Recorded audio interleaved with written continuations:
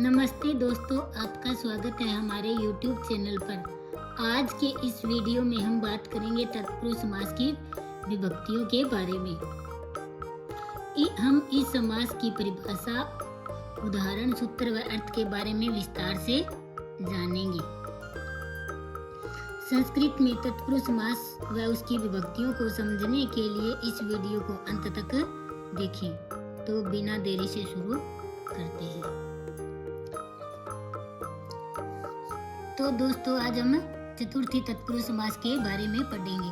पिछली वीडियो में हमने तृतीय तत्पुरुष समास के बारे में पढ़ा था और आज हम चतुर्थी तत्पुरुष समास के बारे में पढ़ेंगे। तो चतुर्थी तत्पुरुष समास में ये सूत्र है: चतुर्थी तदार्थ बलि अर्थ बलि हित सुख रक्षित है। तो इस सूत्र का अर्थ है चतुर्थी विभक्ति अंत वाले शब्द, तदर्थ प्रकृति और विकृति भाव, अर्थ बलि हित सुख और रक्षित पदों के साथ समास हो जाता है। चतुर्थी मतलब पहला पद क्या हो, चतुर्थी विभक्ति का होना चाहिए और अंत में कौन से उत्तर पद में कौन सा शब्द होना चाहिए। तदर्थ का मतलब है जिसके लिए किसके लिए, अर्थ बलि हित सुख और रक्षित पदों के साथ ये क्या है, तत्पुरुष समास होता है। तत्पुरुष समास में अपने को याद रखना है कि उत्तर पद प्रधान होता है और चतुर्थी तत्पुरुष समास में पहला पद क्या होगा, चतुर्थी विभक्ति का होगा। जैसे उदाहरण है यूपाय दारू। तो इसमें क्या है, यूपाय में क्या है, चतुर्थी विभक्ति है। तो यूपाय दारू का क्या हो जाएगा, यूप दारू। आगे है कुंडलाय स्वर्णम। तो क्या इसमें कुंडलाय स्वर्णम में, कुंडलाय में क्या है, चतुर्थी और स्वर्ण हो, हित हो, रक्षित हो, सुख हो, तो इसमें क्या होगा, चतुर्थी तत्पुरुष समास हो जाएगा। तो क्या बन जाएगा, कुंडल स्वर्णम। आगे है गोभ्य रक्षितम। तो गो भयस रक्षित सु। तो गोभ्य में क्या कौन सी विभक्ति होगी, गोभ्य में चतुर्थी बहुवचन। और आगे क्या है, रक्षित शब्द है। तो हम इसको क्या समझेंगे, ये चतुर्थी तत्पुरुष समास का उदाहरण है। तो क्या हो जाएगा, गो रक्षितम। आगे गोभ्य सुखम। तो गोभ्य में क्या है, चतुर्थी विभक्ति और सुख। इस सूत्र की व्याख्या में क्या है, सुख हो, रक्षित हो, हित हो और बल और सुख हो, चाहे ये शब्द आए तो हम इसको क्या करेंगे, चतुर्थी तत्पुरुष समास करेंगे। तो क्या हो जाएगा, गो सुखम।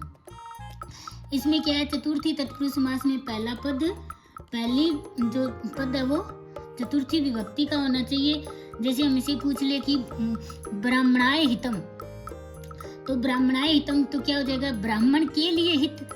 तो ब्राह्मण के लिए हित, तो इसमें संधि विच्छेद पूछेगा तो क्या हो जाएगा, ब्राह्मणाय हितम। और अगर संधि क्या, इसका शब्द क्या बन जाएगा, ब्राह्मण हितम। तो ब्राह्मण हितम बन जाएगा। तो इसका संधि विच्छेद पूछेंगे तो ब्राह्मणाय हितम।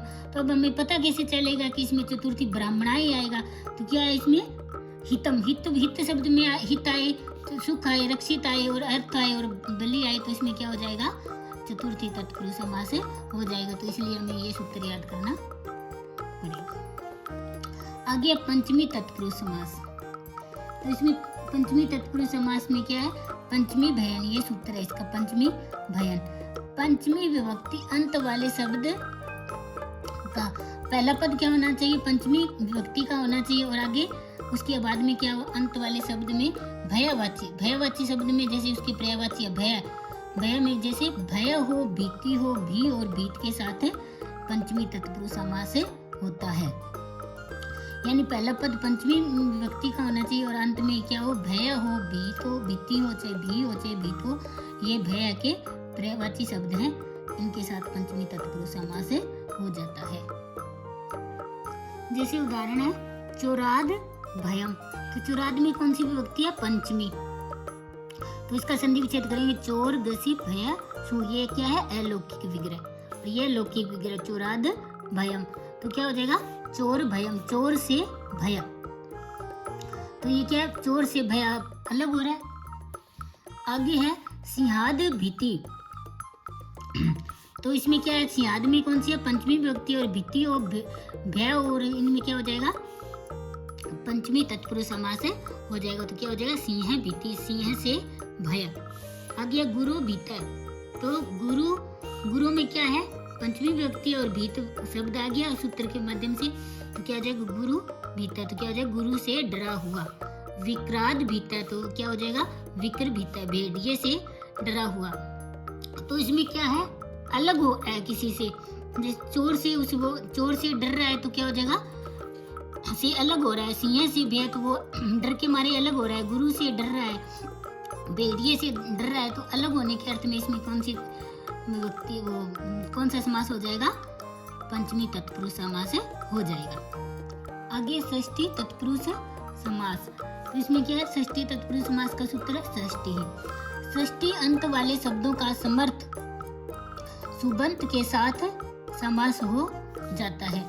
सुबंत मतलब जो सुप धातु थी 21 वही सुव जैसा मोर्चा स्टा ब्याम बिस गे ब्याम बिस, जो मैंने पिछली वीडियो में बताई हुई 21 सुबंत जो समर्थ सुप प्रत्यय की जो धातु है वो होती है। तो इसका उदाहरण है राज्ञा पुरुष है। तो राज्ञा में क्या है, षष्ठी है और पुरुष, तो क्या हो जाएगा, राजन गस पुरुष। ये अलौकिक विग्रह और ये लौकिक विग्रह, तो क्या हो जाएगा, राज पुरुष, राजा का पुरुष। देवानाम लोक है। तो देवानाम में क्या है, षष्ठी विभक्ति है और लोक, तो क्या हो जाएगा, देवलोक, देव का लोक। आगे उदाहरण है तस्य पुरुष। तो क्या हो जाएगा, तत्गस पुरुष सु। तो तस्य मतलब क्या हो जाएगा, तत्पुरुष, तस्य मतलब उसका पुरुष। आगे राज्ञ धानी। तो राजा की जो षष्ठी विभक्ति में क्या बन जाएगा, राज्ञ। तो क्या हो जाएगा, राजन गस धानी सु, क्या बन जाएगा, राजधानी। तो इनको आप उदाहरणों के माध्यम से इनको याद कर सकते हैं। आगे सप्तमी सोंडई। तो ये सप्तमी विभक्ति का सूत्र है, सप्तमी सोंडई। सप्तमी विभक्ति अंत वाले शब्दों के साथ सोंडादि, जिसमें क्या हो, सोंड हो, धूर्त हो, चप्पल हो, निपुण हो, चतुर हो, पंडित हो, प्रवीण हो, पटु हो, कुशल हो आदि शब्दों के साथ तो सप्तमी तत्पुरुष समास हो जाता है। सप्तम्यंत का पूर्व प्रयोग होगा। तो इसमें क्या है, प्रथम जो पहला पद क्या होना चाहिए, सप्तमी विभक्ति का होना चाहिए, और जो उत्तर पद है वो कौन सा होना चाहिए, उसमें क्या होना चाहिए, सौंड हो, धूर्त हो, चप्पल हो, निपुण हो, चतुर हो, पंडित हो, प्रवीण हो, पटु हो, कुशल हो। तो ये शब्द आए तो आप इसको सप्तमी तत्पुरुष समास मानेंगे। जैसे अक्षेसु सोंड है। अक्षेसु में क्या है, सप्तमी विभक्ति है, अक्षेसु सप्तमी विभक्ति और सोंड क्या है, इसमें सूत्र के हिसाब से क्या है, ये शब्द है। तो क्या हो जाएगा, अक्ष सोंड है, जुए में निपुण। तो इसमें अलौकिक विग्रह क्या हो जाएगा, अक्ष सुप सोंडई सु। आगे है क्रीड़ायाम धूर्त है। क्रीड़ा में क्या है, सप्तमी विभक्ति है, तो सप्तमी विभक्ति में क्या बन जाएगा, क्रीड़ायाम। क्रीड़ा गी धूर्त सु। तो क्या हो जाएगा, क्रीड़ा धूर्त, खेलने में धूर्त। आगे वाची पटु। तो क्या है इसमें, वाची पटु, वाची में क्या सप्तमी विभक्ति है, तो वाच गी पटु सु। तो क्या हो जाएगा, वाक पटु, बोलने में चतुर। तो ये अगर ये शब्द आए और प्रथम पद सप्तमी विभक्ति का हो तो क्या हो जाएगा, सप्तमी तत्पुरुष समास हो जाएगा। इसमें क्या करेंगे हम, जो सप्तमी पहला पद जो है वो सप्तमी विभक्ति का होना चाहिए, और लास्ट में जो उत्तर पद है वो सोंड और धूर्त, तो ये शब्द आए तो उसमें हम सप्तमी तत्पुरुष समास कर देंगे। उम्मीद है दोस्तों यह वीडियो आपको पसंद आई होगी। अगर आपके पास कोई सवाल या सुझाव है तो कृपया हमें कमेंट में बताएं। धन्यवाद दोस्तों, फिर मिलते हैं अगली वीडियो में।